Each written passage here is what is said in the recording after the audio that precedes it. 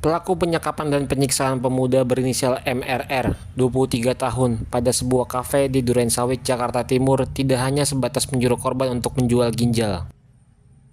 Kepala Satreskrim Polres Metro Jakarta Timur, AKBP Armunanta Utaheyan mengatakan, dari hasil pemeriksaan, para pelaku sempat membawa korban ke satu rumah sakit untuk menjual organ ginjalnya.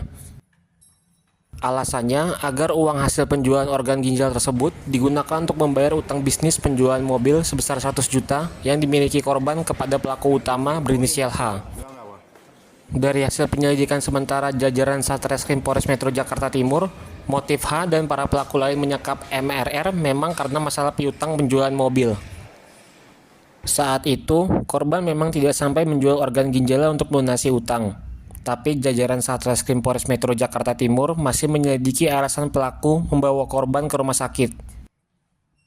Polres Metro Jakarta Timur masih mendalami apakah saat kejadian pelaku sebatas mengancam korban agar segera membayarkan utang, atau memang pelaku berniat menjual organ ginjal korban tapi rencananya tidak terlaksana karena sesuatu hal.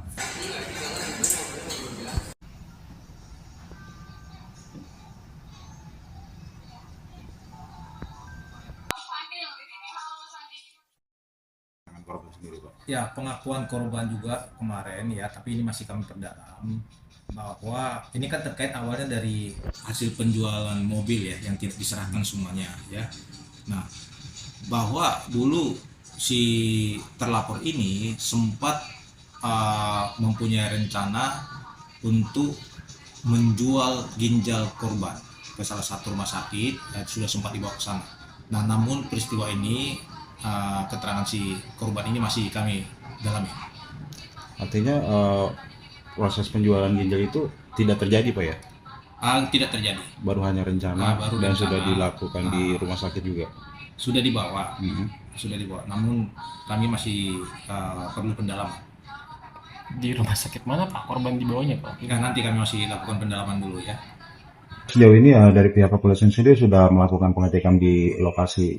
Nanti kalau pengecekan sudah, tapi nanti akan kami dalami lagi ya. Ini sementara ini kita fokus dulu untuk mendengarkan keterangan para saksi-saksi supaya peristiwa ini terang beneran. Apa sih sebenarnya yang terjadi? Pak, dari 4 saksi itu ada saksi kunci, Pak.